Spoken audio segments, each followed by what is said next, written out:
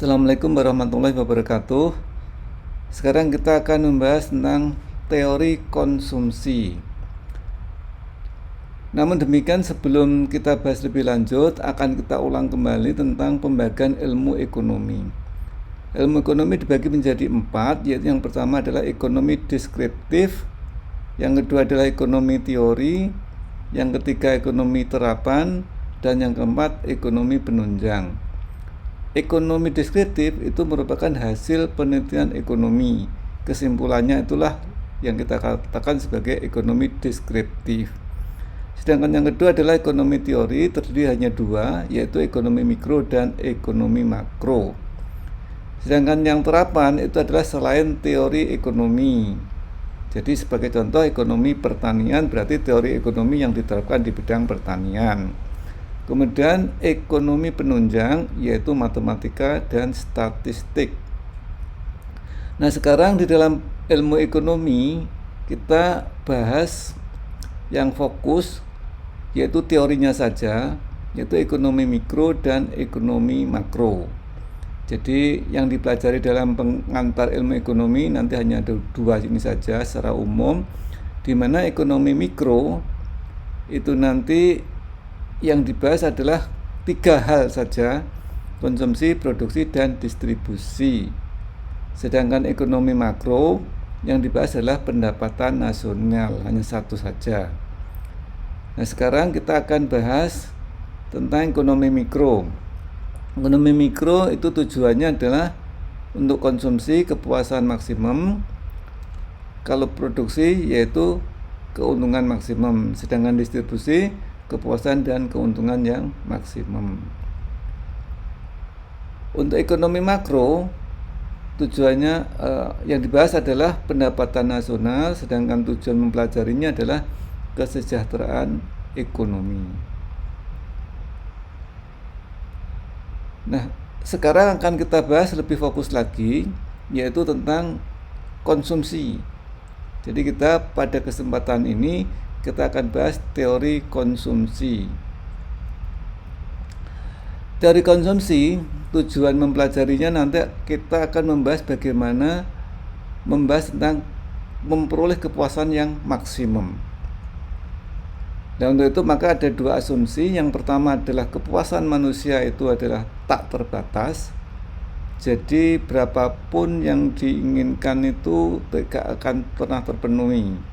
Namun demikian, di pihak lain, alat untuk pemuas kepuasan itu terbatas jumlahnya.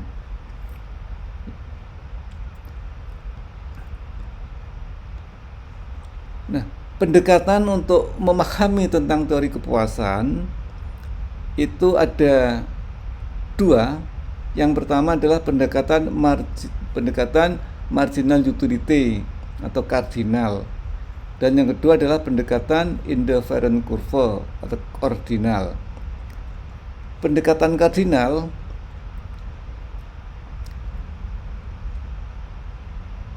yang pertama adalah menyatakan utility atau kepuasan bisa diukur dengan uang, jadi bersifat kardinal.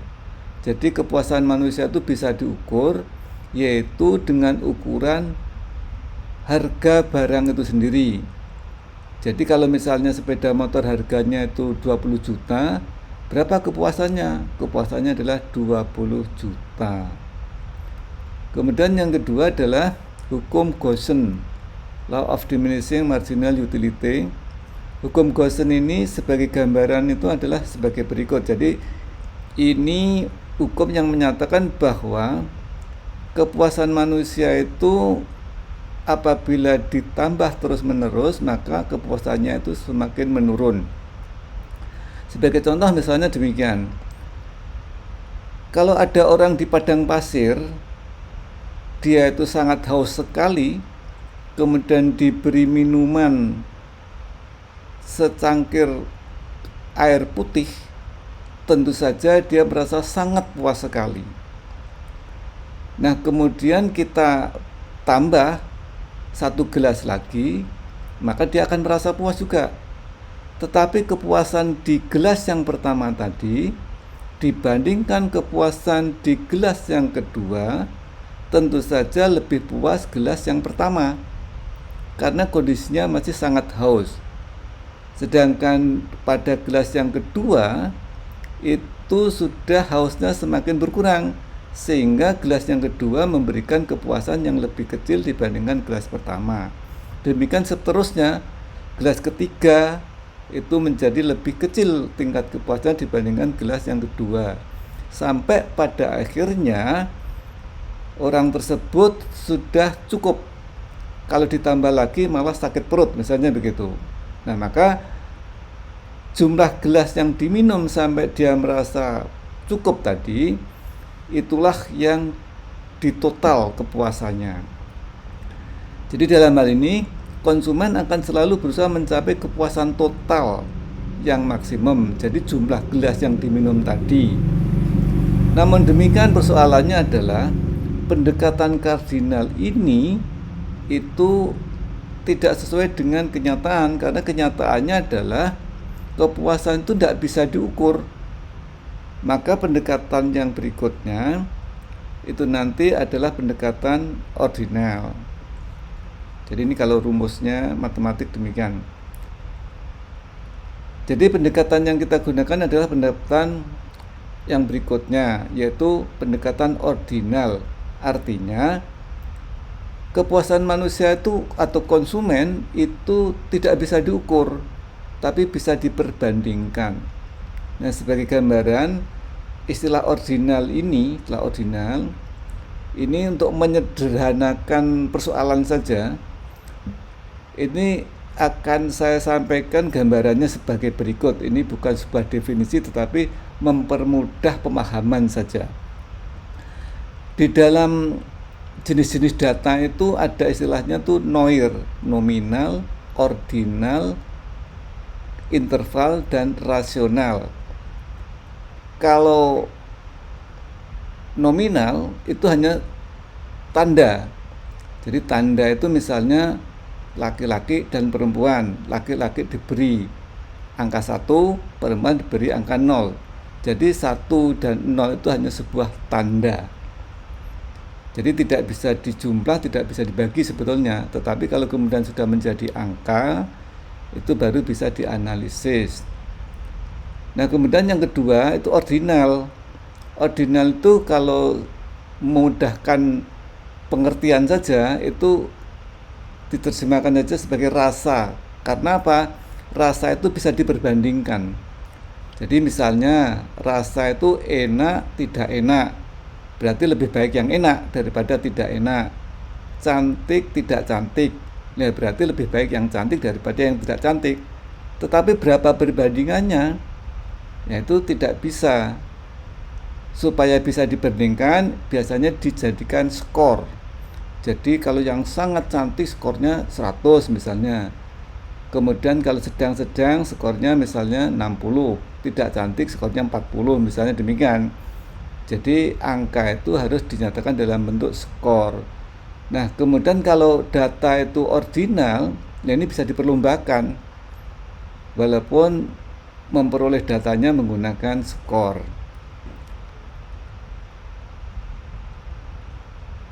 Nah, dalam pendekatan ordinal ini atau indifferent curve itu konsumen mempunyai pola preferensi.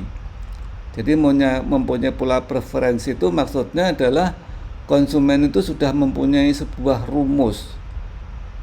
Kemudian yang kedua adalah konsumen mempunyai jumlah uang tertentu sebagai faktor pembatasnya. Yang ketiga, konsumen selalu berusaha mencapai kepuasan yang maksimum sebagai tujuannya. Nah, kita mulai dari yang pertama, yaitu konsumen mempunyai pola preferensi. Jadi konsumen tadi saya katakan mempunyai rumus tertentu. Untuk menjelaskan ini, maka kita mesti menjadi seorang konsumen dulu. Misalnya kita membeli 3 macam barang, misalnya demikian. Di dalam menerangkan istilah dalam ilmu ekonomi, sebetulnya kan ada 4 macam. Ada verbal, jadi dengan kata-kata, kemudian dengan tabel, dengan gambar, atau dengan matematik. Nah, sekarang saya mau mencoba menjelaskan dengan gambar. Gambar itu memang punya keterbatasan. Keterbatasannya adalah tidak mampu menjelaskan lebih dari 3 dimensi. Jadi bisa 2 dimensi, bisa 3 dimensi, tetapi yang umum adalah 2 dimensi. Namun demikian, untuk sementara ini saya akan menyampaikan dengan 3 dimensi. 3 dimensi itu maksudnya kalau dalam teori konsumsi ini, misalnya membeli 3 macam barang. 3 macam barang itu misalnya adalah ini adalah garam, misalnya X1, kemudian X2 ini misalnya lombok, kemudian ini adalah X3 ini misalnya gula. Jadi kita membeli 3 macam barang yang akan kita kombinasikan sedemikian rupa sehingga nanti menimbulkan rasa yang sama. Misalnya kita itu akan mengkonsumsi soto gitu ya, mengkonsumsi soto, maka ukuran garam, ukuran lombok, dan ukuran gula itu sudah tertentu. Dan tertentu itulah yang kita katakan rumus tadi. Jadi kalau X1 garamnya itu kebanyakan, nggak enak, nggak puas.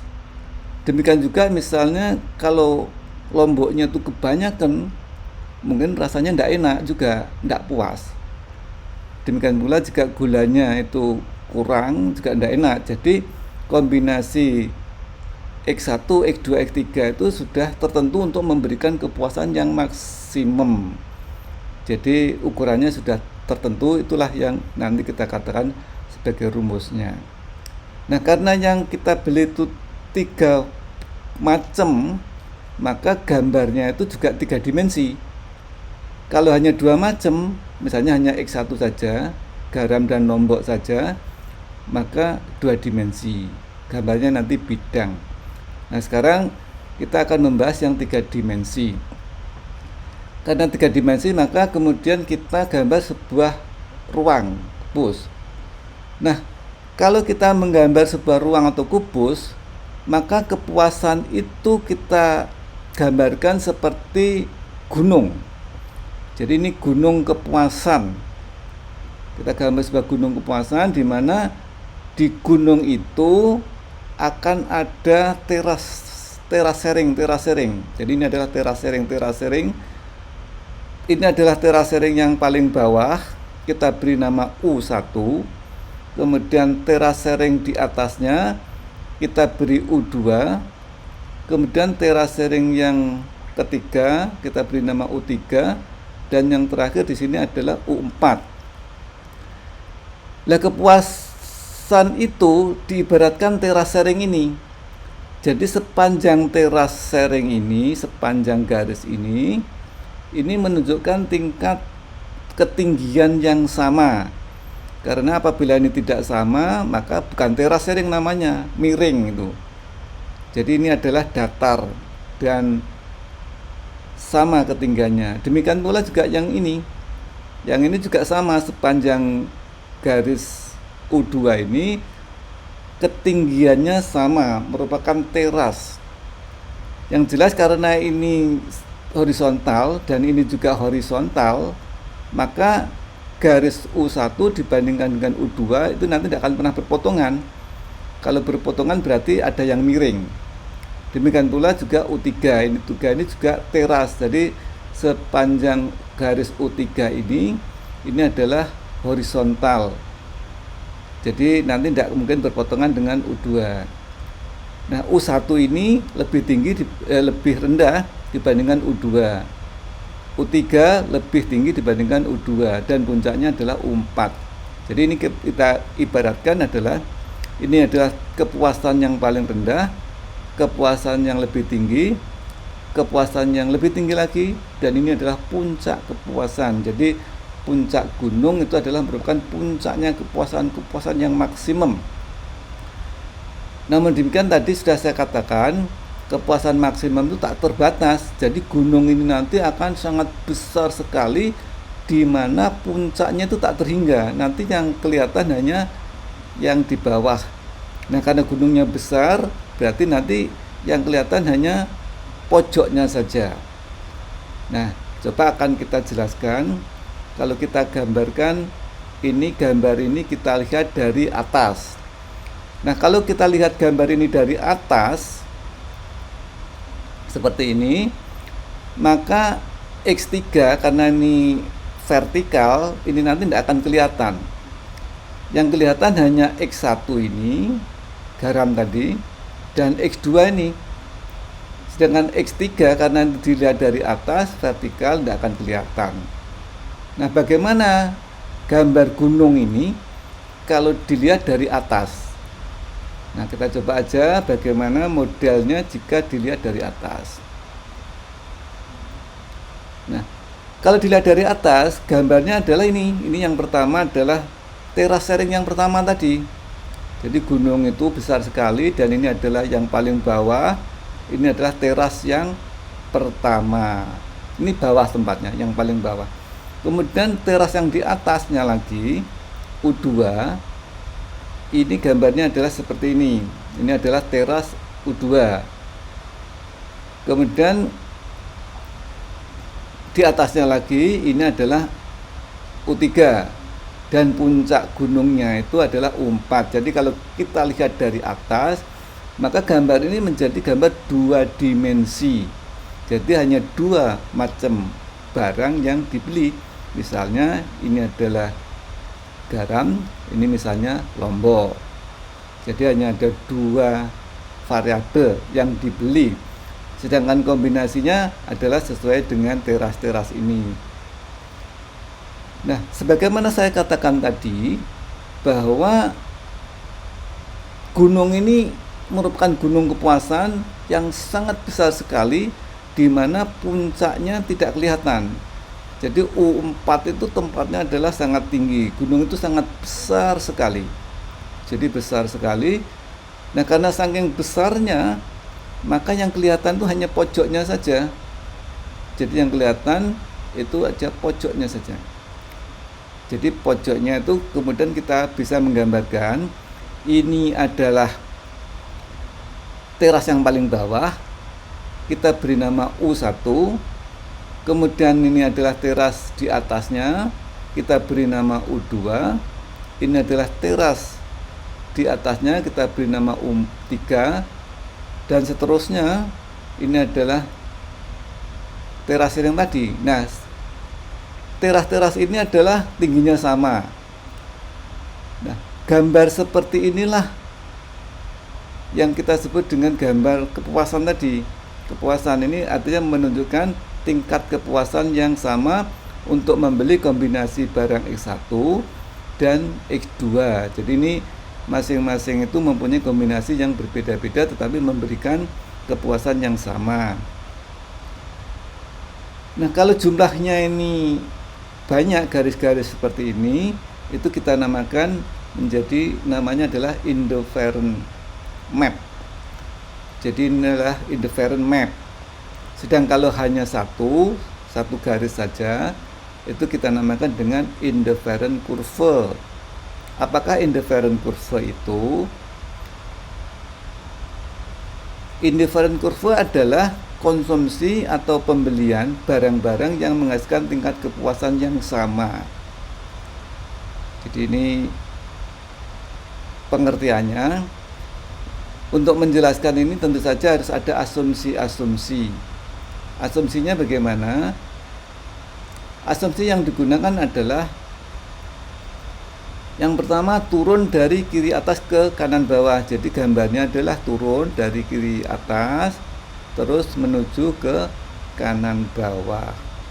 Ini asumsi yang pertama. Nah, gambar titik-titik ini adalah menunjukkan arah kurva. Jadi arah kurva itu kalau turun dari kiri atas ke kanan bawah itu menunjukkan arah yang negatif. Sebaliknya, kalau dari kiri bawah ke kanan atas itu menunjukkan arah yang positif. Arah kurva itu adalah arah pada titik singgungnya ini. Jadi kalau garisnya itu adalah garis lengkung, maka yang disebut arah itu adalah pada titik singgungnya ini.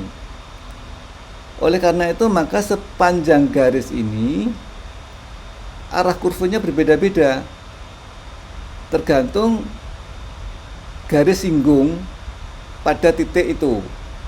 Jadi tidak sama. Tetapi kalau garisnya itu lurus, berarti ini arah kurvanya sama di sepanjang garis. Itu adalah arah kurva. Jadi pemahaman terhadap arah kurva. Nah, untuk memahami arah kurva itu, kalau kita ibaratkan kita naik ke gunung, itu adalah tanjakan. Dan tanjakan itu adalah merupakan arah kurva juga. Arah kurva nanti diukur dengan tangan sudut yang dibentuk. Jadi kalau tangan sudut dibentuk itu 45 derajat, jadi arah naiknya atau nanjaknya itu 45 derajat, berarti tangan sudutnya itu 1, berarti arah kurvanya adalah atau tanjakannya itu sama dengan 1 atau 100%. Jadi kalau kita naik ke gunung dengan tanjakan 100%, artinya adalah sudut yang dibentuk itu 45 derajat. Itu arah kurva. Nah, yang berikutnya adalah asumsi yang digunakan itu cembung ke arah origin. Ini adalah titik origin, titik pusatnya salib sumbu. Yang berikutnya adalah antara kurva satu dengan kurva yang lain itu tidak mungkin saling potongan. Jadi kita harus ingat kembali tadi, kalau ini kita ibaratkan terasering, itu arahnya adalah horizontal di sebelah gunung, dan ini juga terasering, maka terasering yang satu dengan yang lain itu tidak mungkin berpotongan. Makanya ini tidak mungkin saling berpotongan.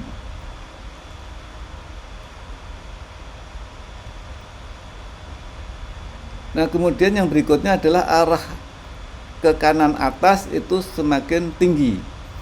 Jadi artinya kepuasan di U3 dibandingkan di kanan atasnya yaitu U4, maka akan lebih tinggi yang U4. Jadi kepuasan itu, utility U4 itu lebih tinggi dibandingkan U3.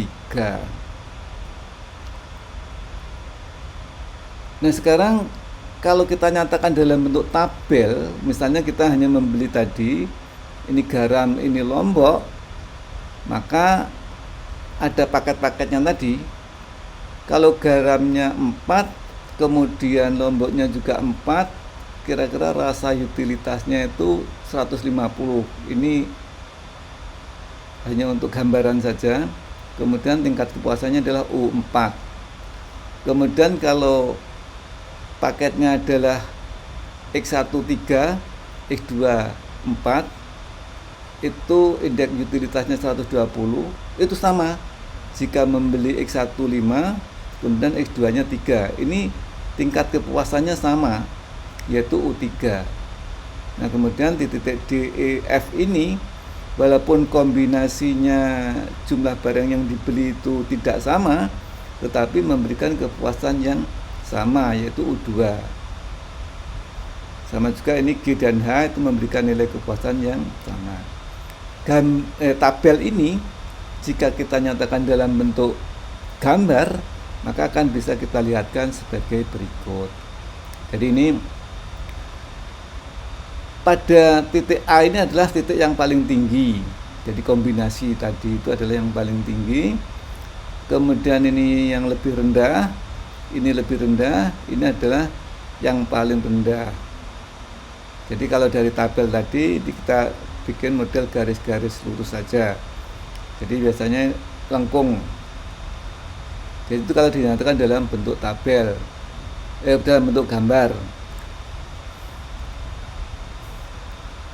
Nah, kalau dalam bentuk matematika, U atau utility kepuasan tadi merupakan fungsi dari X1, X2, X3 dan seterusnya sampai Xn. Jadi kepuasan itu merupakan fungsi dari barang-barang yang dibelinya. Sebagai contoh, kepuasan itu bisa dirumuskan. Jadi rumusnya itu kan sudah tertentu. Jadi kombinasi X1, X2, X3 dan seterusnya itu sudah tertentu. Jadi kalau tadi saya sebutkan jumlah garam, jumlah lombok, dan jumlah gula, itu campurannya sudah tertentu sehingga menimbulkan sebuah rumus. Nah, yang lebih jelas lagi seandainya petani itu akan mendapatkan kepuasan maksimum jika keuntungannya itu maksimum. Nah, keuntungan yang maksimum itu bisa diperoleh jika kombinasi penggunaan sarana produksinya ini kan petani itu di samping sebagai produsen juga menjadi seorang konsumen, yaitu konsumen yang membeli barang sarana produksi tadi. Kalau di sini misalnya adalah X1 itu pupuk, X2 itu benih, X3 itu tenaga kerja dan sebagainya. Kombinasi X1, X2, X3 dan seterusnya tadi itu dengan rumus tertentu itu bisa memberikan keuntungan yang maksimum. Nah, kalau keuntungannya maksimum, maka kepuasannya maksimum. Jadi ini sudah ada rumusnya. Misalnya pupuk misalnya kebanyakan, maka akan justru menurunkan penghasilan. Karena misalnya terjadi keracunan tanaman, karena terlalu overdosis. Jadi harus pas. Jadi kombinasi X1, X2, X3 dan seterusnya itu harus pas supaya memberikan kepuasan atau keuntungan yang maksimum kalau ini petani. Tetapi kalau ini adalah rumah tangga, misalnya makanan, ya berarti puas. Ini adalah soto misalnya, ini garamnya, ini lomboknya, sehingga kalau ini ukurannya sesuai dengan rumus yang ada, kepuasannya maksimum.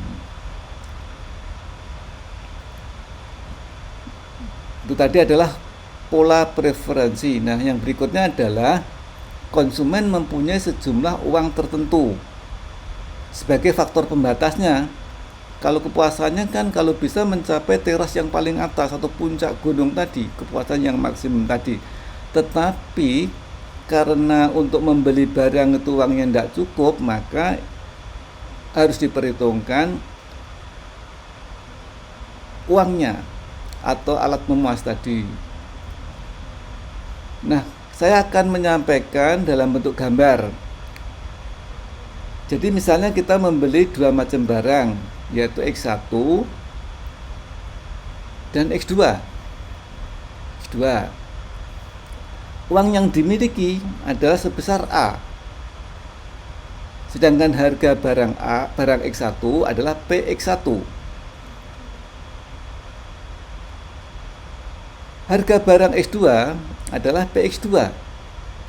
Jika A dibagi PX2, kemudian di sini A dibagi PX1, jika ini dihubungkan, maka ini merupakan kurva yang mempunyai anggaran yang sama untuk membeli barang X1 dan X2, di mana harga barang X1 adalah PX1, harga barang X2 adalah PX2.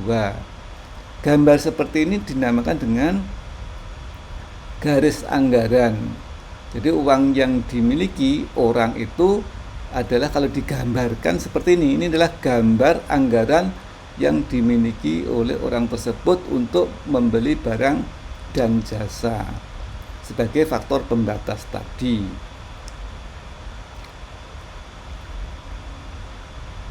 Jadi yang disebut dengan garis anggaran atau budget lain adalah besarnya pendapatan yang dimiliki oleh konsumen untuk membeli kombinasi barang dan jasa yang diinginkannya.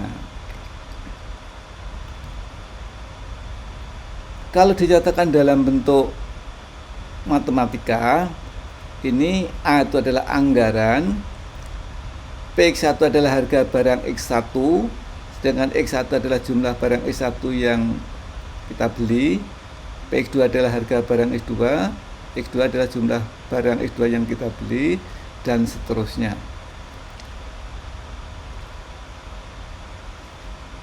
Contohnya adalah sebagai berikut. Anggarannya misalnya adalah 1.000, kemudian harga barang X1 itu 50, harga barang X2 itu 100, maka rumusnya adalah anggaran itu sama dengan 1.000, 50 kali X1 ditambah 100 kali X2. 50 itu adalah harga X1, 100 itu adalah harga X2. Jika semua anggaran diberikan X1, akan mendapatkan X1 sebanyak A per harga barang tadi, yaitu 1.000 per 50 sama dengan 20. Jika semua anggaran Rp1.000 tadi dibelikan X2, akan mendapatkan X2 sebanyak 1.000 dibagi dengan harga barang X2 sama dengan 10.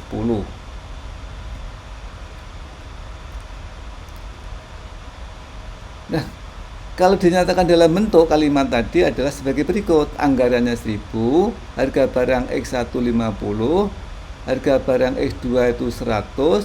Jika semua uangnya itu digunakan untuk membeli barang X2 saja, maka dapatnya 10. Tetapi jika digunakan untuk membeli X1 semua, maka dapatnya 20. Kalau digambar, tinggal menghubungkan angka 10, yaitu A per PX2, dengan angka 20, yaitu A per PX1. Kalau itu kita hubungkan, inilah yang kita sebut garis anggaran dengan rumus 1.000 sama dengan 50X1 ditambah 100X2.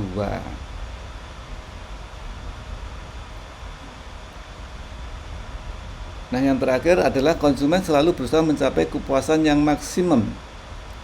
Nah, untuk mencapai kepuasan yang maksimum ini mengacu kepada dua teori sebelumnya.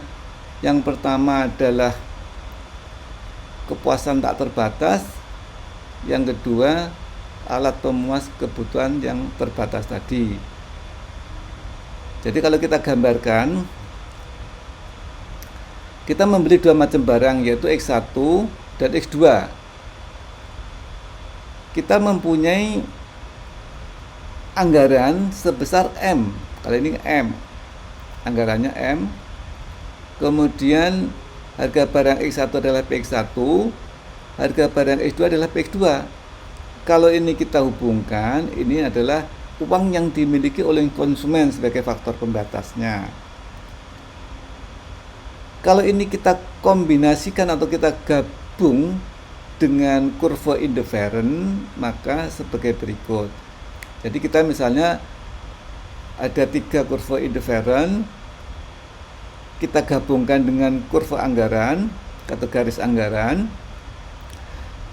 Sebagai berikut hasilnya, kita beri beberapa titik.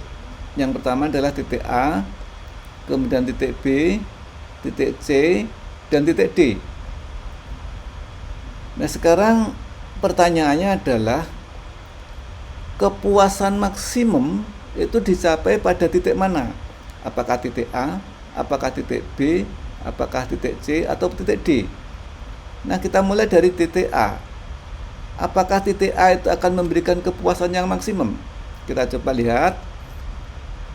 Ini merupakan garis kepuasan yang paling bawah dibandingkan yang di atasnya. Ini adalah di atasnya. Ini di atasnya lagi. Artinya apa? Artinya ini adalah kepuasan yang terbawah.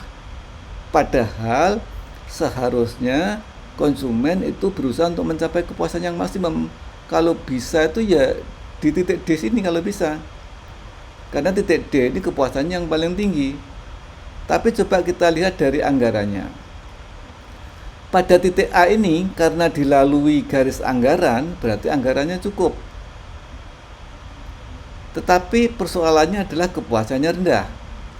Begitu pula titik C, anggarannya cukup karena dilalui garis anggaran. Tetapi juga sama dengan A, itu kepuasannya adalah yang paling rendah. Nah, kemudian kita lihat di titik D. Di titik D, ini kepuasan yang paling tinggi. Ini tujuan semua konsumen, tetapi anggarannya tidak cukup. karena garis anggaran berada di bawahnya. Oleh karena itu tidak mungkin membeli barang dengan kombinasi D, tetapi dia tidak mau membeli barang dengan kombinasi A atau C. Kalau yang D, uangnya tidak cukup, tidak mungkin membeli. Kalau dari titik A dan titik C, uangnya cukup, tetapi kepuasannya rendah. Padahal tujuannya adalah kepuasan yang lebih tinggi lagi. Sehingga pengambilan keputusannya adalah di titik B. Karena pada titik B ini adalah titik di mana dilalui garis kepuasan tentu saja yang paling tinggi ketika dihubungkan dengan anggarannya. Jadi artinya anggarannya cukup, kepuasannya bisa dicapai dengan level B ini tadi.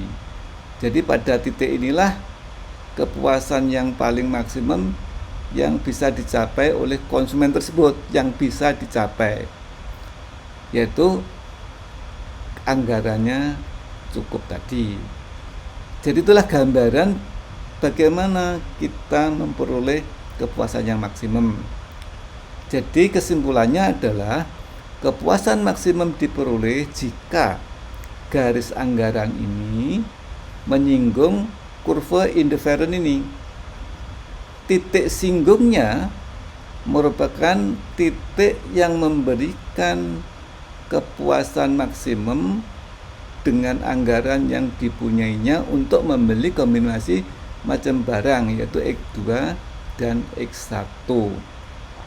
Jadi itu gambarnya sebagai berikut. Nah, kalau dinyatakan dalam bentuk matematik, maka ini nanti kan ada rumusnya. Nah, sebagaimana contoh yang kami sampaikan sebelumnya. Kemudian juga anggaran kan juga ada rumusnya. Nah, kalau ingin mencapai kepuasan maksimum secara matematis, maka pernyataannya adalah kepuasan maksimum terjadi jika turunan pertama fungsi utility atau indifferent curve itu sama dengan turunan pertama dari garis anggaran. Istilah turunan pertama tadi itu merupakan arah kurva. Jadi tadi sudah saya sebutkan ketika kita membahas arah kurva. Jadi arah kurva itu adalah kalau dalam bentuk matematik itu turunan pertama. Jika turunan pertama sama, berarti arah kurvanya juga sama. Jadi pada titik B ini arah kurva garis anggaran itu sama dengan arah kurva indifferent. Jadi jika arah kurvanya sama, berarti sama juga arahnya. Ya, di titik itulah terjadi kepuasan yang maksimum. Kalau dalam bentuk tabel biasanya dinyatakan dalam bentuk delta. Jadi delta itu adalah merupakan selisih antara tabel baris di atasnya dikurangi dengan baris di bawahnya. Selisih antara baris yang di atasnya dengan baris yang di bawahnya, itu delta. Jadi kalau misalnya selisih antara baris yang di atas dengan di bawah itu delta. Dibaca biasanya gambarnya segitiga. Jadi itu tadi tentang teori kepuasan maksimum sudah dicapai. Dan terima kasih. Bila taufiq wal hidayah. Wassalamualaikum warahmatullahi wabarakatuh.